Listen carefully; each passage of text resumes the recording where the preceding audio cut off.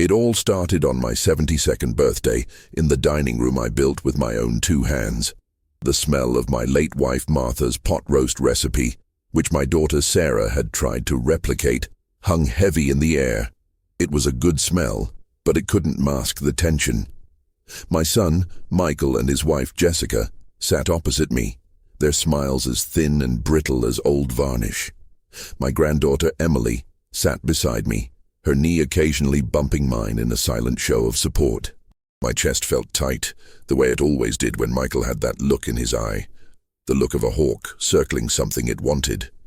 He cleared his throat, pushing a glossy, trifold brochure across the oak table.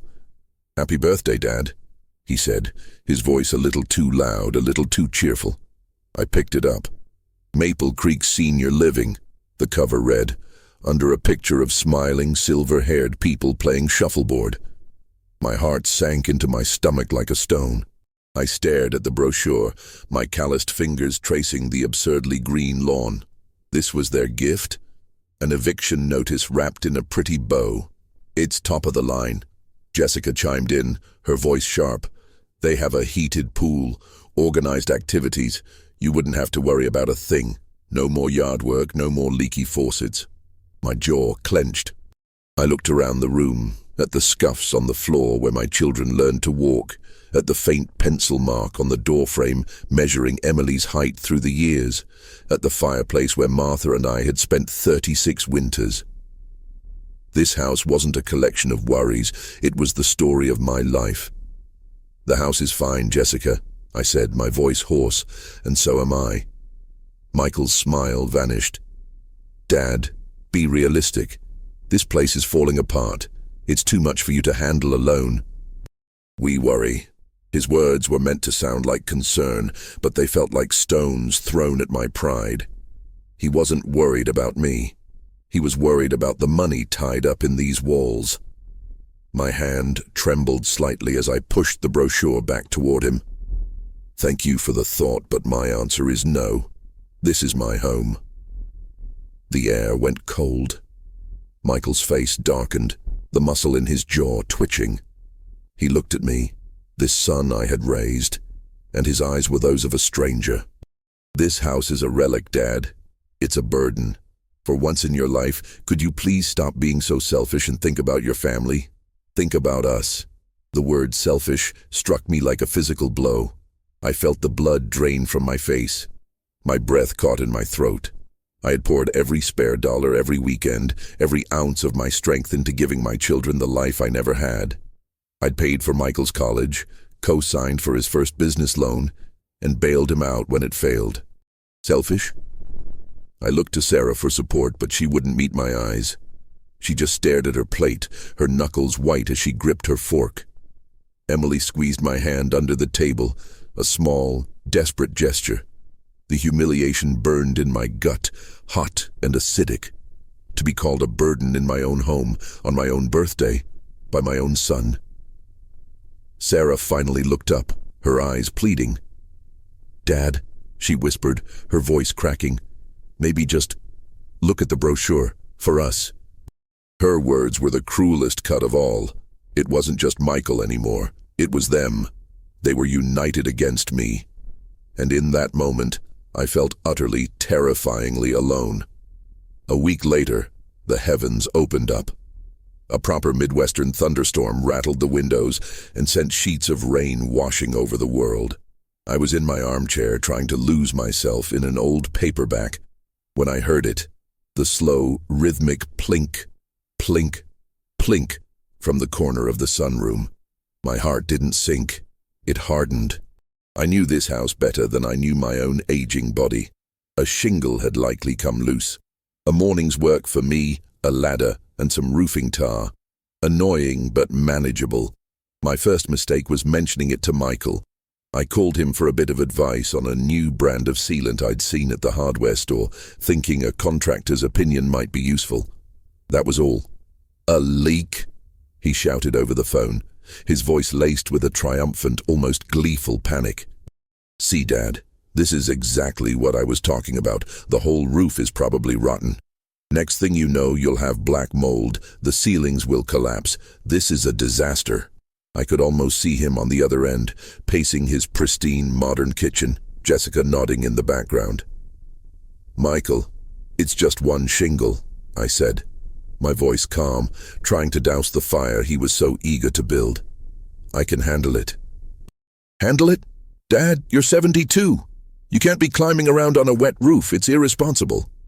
The word hung in the air. Another accusation. First selfish, now irresponsible. He was building a case against me, brick by brick. My own competence was being put on trial.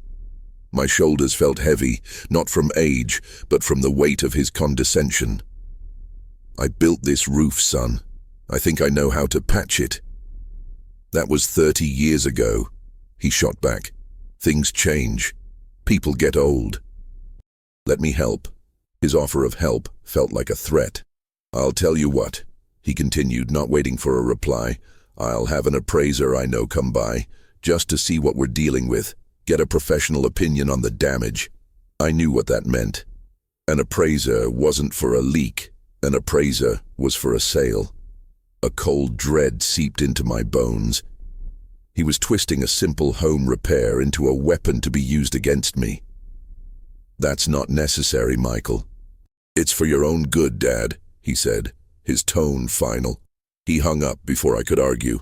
I stood in the quiet house, the phone buzzing with a dead tone in my hand.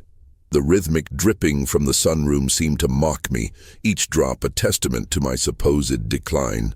My second mistake was thinking I still had some say in the matter. The next afternoon, Jessica called. Her voice was syrupy sweet, the kind that always set my teeth on edge. "Arthur, hi. I just wanted to let you know, we booked the appraiser. He had a cancellation so he can swing by on Thursday morning. Isn't that great? Michael is just so worried about you, rattling around in that big, drafty old house."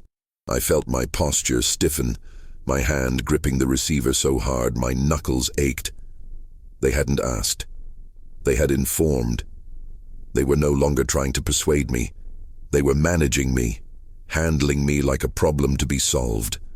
They were moving forward, with or without my consent, to dismantle my life, and I had no idea how I was going to stop them. Thursday morning arrived grey and damp. The appraiser, a man named Henderson who was far too slick for my taste, walked through my home with Michael at his side.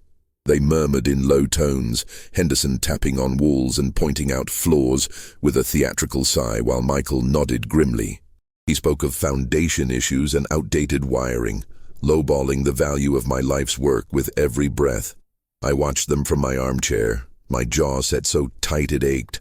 I felt like a ghost in my own home, a silent observer to its dissection. When they finally left, the house felt violated, the air thick with their greed. A cold suspicion was taking root in my gut. Something about the way Henderson avoided my gaze, the way Michael had steered him away from the new furnace I'd installed last winter, felt wrong. It was all a performance, and I was the unwitting audience. I needed to feel some control. I went to my study, the room smelling of old books and the lemon polish Martha always used. In the bottom drawer of my oak desk was a heavy metal lockbox. It was where we kept the important things, birth certificates, car titles, Martha's will, and the original deed to the house, marked paid in full. My heart hammered against my ribs as I turned the small key. The lid was stiff, but as I lifted it, I knew instantly that something was wrong. It wasn't stuck, it was already unlatched. My breath hitched. I had locked it last month after reviewing some insurance papers. I was sure of it. I rummaged through the files, my hands starting to tremble. Everything seemed to be there, the will, the insurance policies, old tax returns. But then I saw it. The worn, blue folder labeled house, the one that held the deed and the mortgage payoff letter from the bank from 20 years ago, was gone. A wave of dizziness washed over me. I sank into my desk chair, my mind reeling. Who? Why? Only 2 other people had a key to that box, Michael and Jessica. I'd given them a copy years ago, back when Martha first got sick, just in case of an emergency. I had trusted them. I had trusted my son. The thought was so vile, so monstrous, that I couldn't fully accept it. There had to be another explanation. I must have moved it. I must have. Just then, a small voice broke the silence. "Grandpa?" I looked up. Emily was standing in the doorway, her face pale, her hands twisting the hem of her t-shirt. She looked from my face to the open rifled lockbox, and her eyes filled with a terrible understanding. "Grandpa," she said again, her voice a trembling whisper that I had to strain to hear. I didn't know what to do. She took a shaky breath, her gaze fixed on the floor. "I saw Mom in here last week, by your desk. She told me not to tell you." The world seemed to tilt on its axis. Emily's words echoed in the suffocating silence of my study. "I saw Mom in here. She told me not to tell you." The betrayal was so sharp, so intimate, it stole the air from my lungs. It wasn't just Michael. It was Jessica, too. They were a team, working together in the shadows of my own home. The next morning, I drove to the county records office. The drive was a blur. My hands, usually so steady after a lifetime of working with wood, shook on the steering wheel. I felt a cold, hard knot of dread in the pit of my stomach. I was no longer just suspicious. I was on a desperate search for a truth I wasn't sure I could bear to find. The office was a sterile, quiet place, smelling of old paper and toner.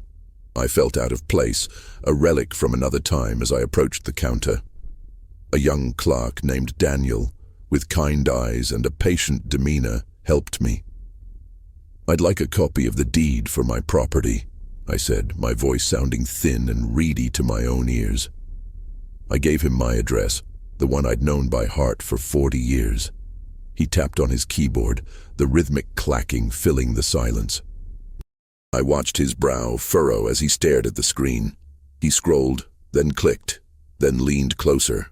The knot in my stomach tightened. "Mr. Peterson," he began slowly, turning to look at me. His expression was a mixture of confusion and concern. "Your deed is here, but there's something else. It looks like there's a recent lien against this property." "A lien?" I repeated, the word tasting like ash in my mouth. "What kind of lien?" Daniel hesitated, as if reluctant to deliver the blow. "A second mortgage was taken out against the house 6 months ago, sir." He swiveled the monitor toward me. My eyes struggled to focus on the block of text, the stark digital numbers. My gaze fell on the loan amount, and the world swam before my eyes. $150,000. "No," I whispered. That's impossible.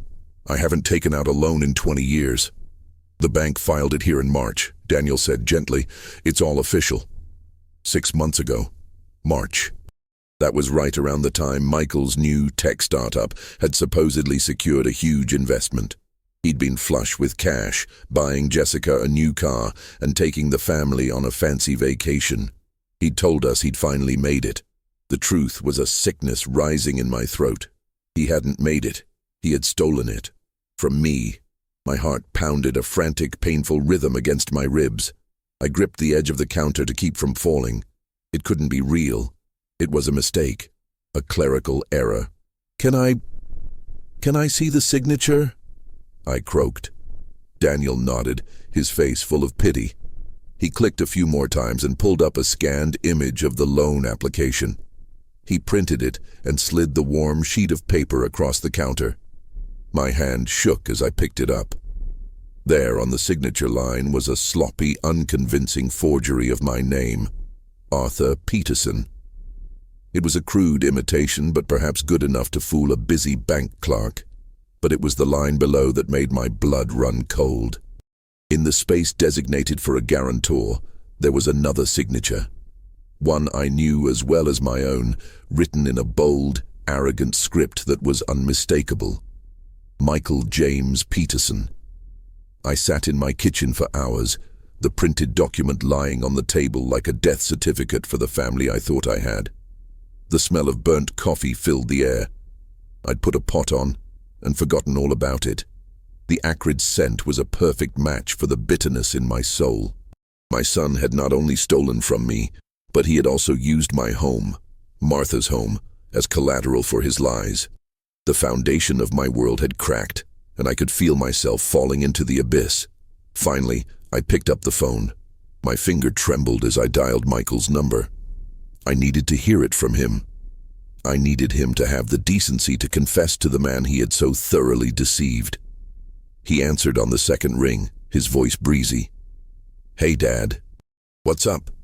I kept my own voice deceptively level, a calm I did not feel. "Michael, I was at the county records office today." The silence on the other end of the line was immediate and absolute. It was a heavy, guilty silence that confirmed everything. I could hear his quick, shallow breaths. When he finally spoke, the breezy tone was gone, replaced by a cold, hard edge I'd never heard from him before. "You shouldn't have done that, Dad. You shouldn't have forged my name," I shot back, the dam of my composure finally breaking. "You shouldn't have stolen from me. $150,000, Michael. Your mother and I worked our entire lives for this home, for our security. How could you?" His response was not remorseful. It was brutal. The business needed a cash injection. It was going to pay off, but a partner backed out and things got tight. "So you committed fraud?" My voice rose, shaking with a fury born of deep, profound pain. "You gambled with my home, with your mother's legacy?" "Mom's gone," he yelled, the words like a slap. "And this house is just wood and nails. It's a prison for you and a lifeline for us. You're sitting on a gold mine while your own son is drowning. That money was my right." His right? The sheer audacity of it left me speechless. I could hear Jessica muttering in the background, coaching him. Then, another voice came on the line. It was Sarah. "Dad?" Her voice was strained, thin as a wire. "We had a family meeting. Me, Michael, and Jessica. We all agree." My heart, which I thought couldn't break any further, fractured anew. Sarah, my little girl, was part of this. "We need you to sell the house, Dad," she said, her words sounding rehearsed and hollow. "It's the only way to fix this. Michael made a mistake, but he's your son. We have to protect the family. Protect him from the consequences of his own crime," I asked, my voice barely a whisper. Her next words were the final fatal blow. "If you don't," she said, her voice dropping cold and final, "if you try to fight this or go to the police, we can't have you in our lives or in Emily's. The choice is yours." The line went dead. The threat wasn't just a threat. It was an execution. They were prepared to sever me from my own family, to use my granddaughter as a pawn, all to cover up a crime. They were holding my heart hostage, and the ransom was my home. For 2 days I existed in a fog of grief. The house felt cavernous and cold, every shadow a reminder of my isolation. The ultimatum echoed in my mind: "Sell the house, or you will never see us again." They thought they had me cornered. They thought that a lonely old man would crumble, that his love for his granddaughter would be the lever they could use to pry him from his life. But as the shock subsided, something else took its place. A slow-burning, righteous anger. This wasn't just about a house anymore. This was about my dignity. It was about Martha. I wouldn't let them erase her memory for the sake of their greed. Her strength became my own. I thought of her quiet wisdom and her fierce protective love. She always saw things I missed. She saw the weakness in Michael long before I was willing to admit it. Driven by an impulse I didn't understand, I pulled down the folding ladder to the attic. The air upstairs was thick with the scent of cedar and thyme. Dust motes danced in the single beam of light from the bare bulb. I moved past stacks of old holiday decorations and boxes of my children's school projects until I reached the far corner, where Martha's things were stored. There sat her old cedar chest, the one my father had made for her as a wedding gift. My hands felt clumsy as I lifted the heavy lid. Inside, nestled amongst her wedding dress and baby blankets, were her journals and photo albums. I ran my hand over a leather-bound recipe book, its pages swollen and stained from years of use. As I lifted it, I noticed a thick, cream-colored envelope tucked inside. It was sealed with wax, and my name was written on the front in her elegant, familiar script. "For Arthur, when he needs it most." My heart began to pound a steady, powerful rhythm. My hands shook as I broke the seal. Inside was a letter, several pages long, and a sheaf of other documents. "My dearest Arthur," the letter began, "if you are reading this, I fear your heart is heavy, and our son has finally shown his true colors. I have worried for years that his ambition would swallow his conscience. Love can make us blind, my dear, but it should not make us fools." She went on to explain. She had been keeping a secret, a meticulously detailed ledger. Page after page documented every single dollar we had ever given Michael over the last 20 years. The down payment for his first house, the thousands to cover his gambling debts in his 20s, the endless loans for his string of failed businesses. She had included copies of cashed checks and dated notes. The grand total, written at the bottom of the final page, was staggering, over $300,000.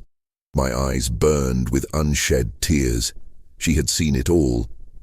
She had been protecting me, even from beyond the grave. But that wasn't all. I read the final paragraph of her letter, and the air left my lungs in a sudden rush. "I did one more thing to protect our home, my love," she wrote. "Our sanctuary. The house was never just yours and mine. It has a protector. I made sure of it. I never told you to spare you the worry of it all, but I had the deed changed just before I got sick. Find Mr. Henderson. He has the official copy." The next morning, I walked into the law offices of Henderson and Tate with Martha's envelope in my hand. The place smelled of leather and authority, a scent that calmed my frayed nerves. David Henderson, a man I'd known since he was a boy playing ball in my yard, was now a stern, silver-haired lawyer. He greeted me with a warm handshake, but his expression turned serious as I laid out the notarized letter and the thick ledger on his polished mahogany desk. He read Martha's letter first, his face unreadable. Then he examined the ledger, page by meticulous page. He let out a low whistle. Martha was a remarkable woman, Arthur, a bookkeeper's soul and a lion's heart. "She always was," I said, my voice thick with emotion. "But it's the last part about the deed I don't understand."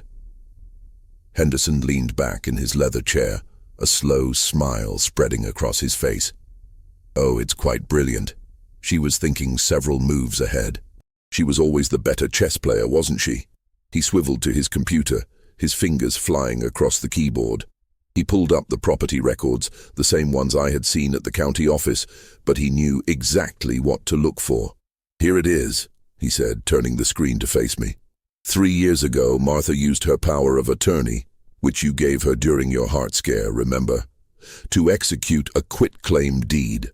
She transferred 51% ownership of the house into an irrevocable trust. My mind blanked. A trust? A very specific one. Henderson continued, a glint of admiration in his eye.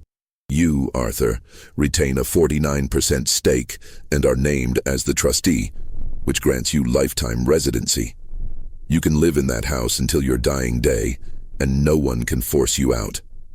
But the majority owner, the 51% stakeholder, is the trust. And the sole beneficiary of that trust, upon her 18th birthday, is your granddaughter, Emily Peterson." The room seemed to spin. Emily. Martha had protected the house for Emily. Henderson wasn't finished. The house cannot be sold, mortgaged, or transferred without the consent of the trustee, that's you, and a legal guardian representing the beneficiary's best interests. Michael's fraudulent loan? He secured it against a property he doesn't own. At best, the bank has a claim against your 49%, but they can't force a sale of the whole property. The moment we present this trust, their claim becomes a legal nightmare. They'll come after Michael for bank fraud so fast his head will spin. A wave of relief so profound it almost buckled my knees washed over me. Martha had built me a fortress, and she'd used the law as her bricks and mortar. "So what do?" I asked. "We don't just defend, Arthur," Henderson said, his voice turning to steel. "We set the terms." He began drafting a new document, not a lawsuit, but something far more powerful. An offer, a choice. I left his office an hour later, the weight on my shoulders finally lifted. The sun was bright, the air crisp. For the first time in weeks, I felt like I could breathe again. I pulled my car over, took out my phone, and called my son. "Michael," I said, and my voice was no longer the trembling whisper of a victim. It was calm, solid, and unwavering. "We need to talk. All of us. My house, Sunday at noon. Be there." Chapter 8. The Confrontation. Sunday arrived, and with it came my children. They walked into my living room not as family but as a delegation. Michael led the way, his face a mask of arrogant impatience. Jessica followed, her arms crossed, radiating disdain. Sarah trailed behind them, her face pale and drawn, refusing to meet my eyes.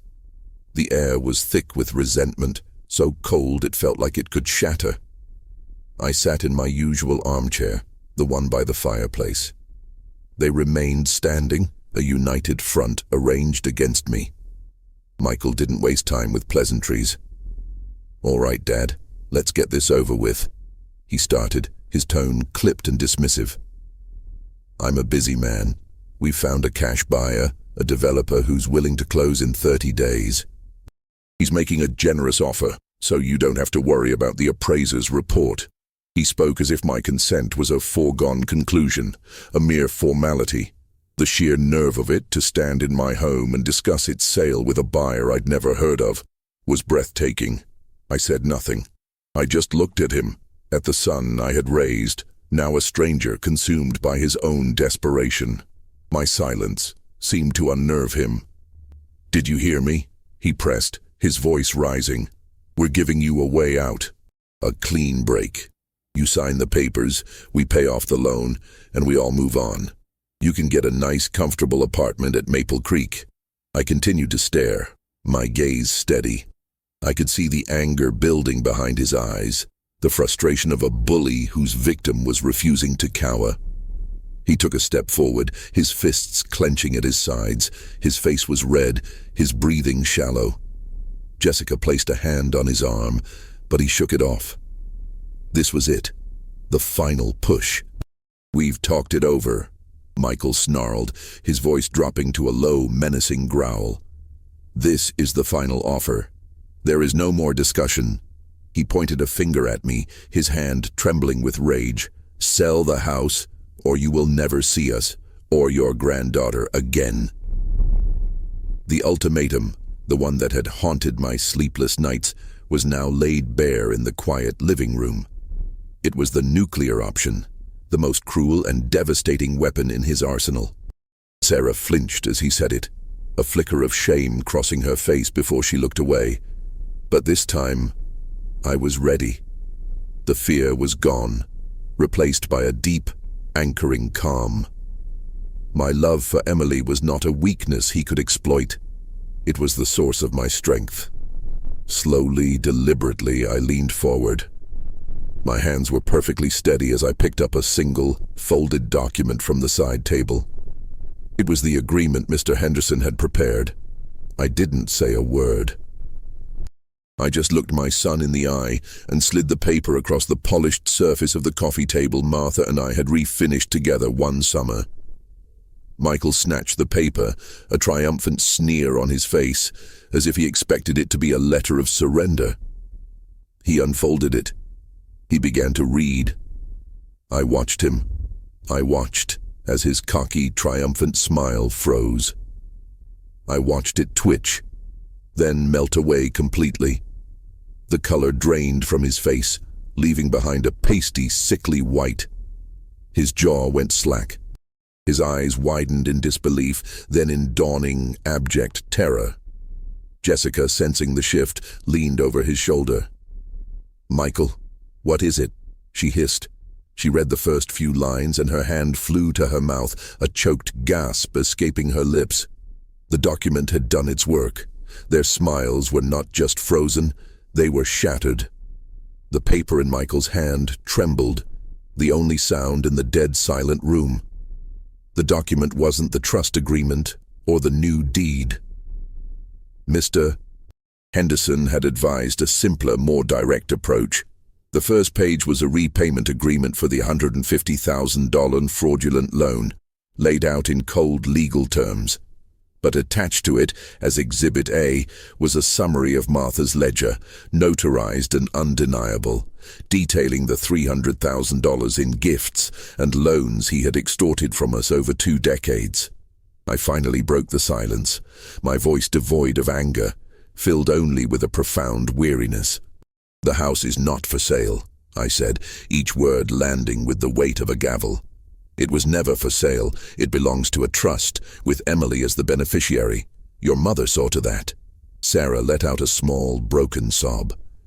Michael looked up from the paper, his face a canvas of pure panic.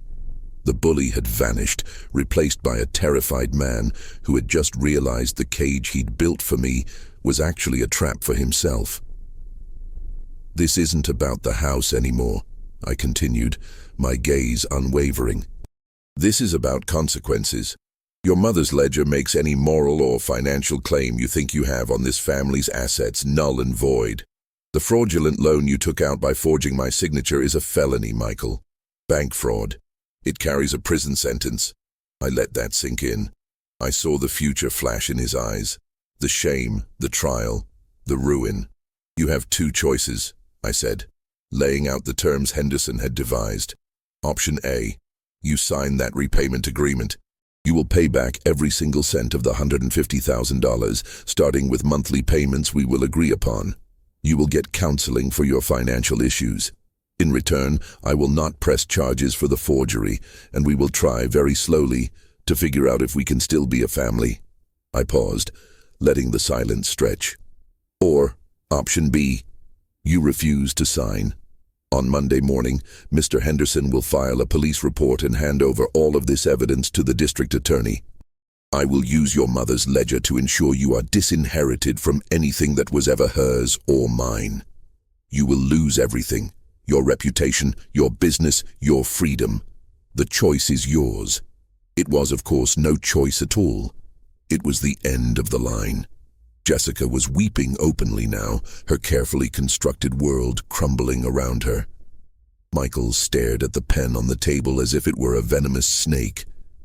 His hand, the one that had so arrogantly signed my name, was shaking uncontrollably.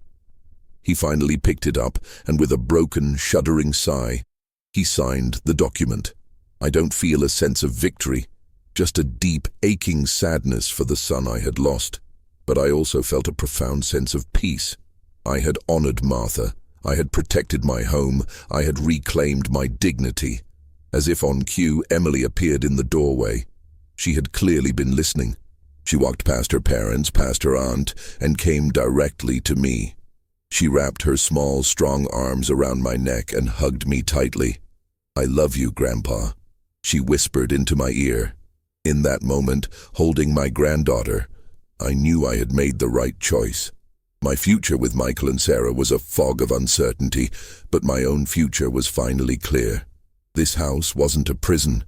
It was my sanctuary, and it wasn't built of wood and nails, but of love, memory, and boundaries made of steel. I had my home, I had my peace, and I had the love of the one person who mattered most.